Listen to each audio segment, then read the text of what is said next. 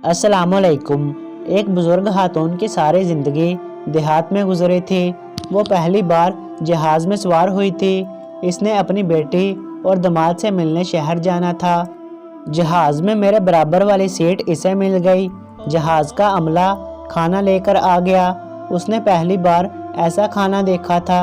वो महसूस टिश्यू की पैकेट खोलकर चबाने लग गई, लेकिन इसे जल्द एहसास हुआ कि कुछ गलत हो गया। वो शर्मिंदा होकर कन आंखों से मेरी तरफ देख रही थी।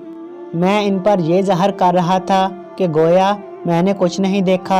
फिर चंद सेकंड के बाद मैंने भी टिश्यू का पैकेट खोला और मुंह में डाला तो वो ज़ोर ज़ोर से हंस पड़ी और मुझे रोकने लगी। मैंने इनसे कहा कि माँ जी, आपको पता था तो मुझे पहले क्यों नहीं बता दिया।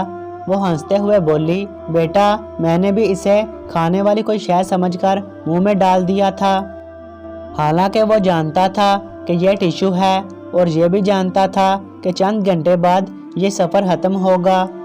वो जानता था ये उम्र रसीदा खातून इनकी कुछ नहीं लगती है, लेकिन फिर भी इस नौजवान ने इस मुख्तसर सफ़र में बुजुर्ग खातून की शर्मिंदगी मिटा दी, उनके सफ़र को खुशगवार बना दिया। बेगर्ज होकर लोगों के चेहरों पर मुस्कुराहट बखेरना बहुत खूबसूरत एहसास और बेहतरीन नेकी है।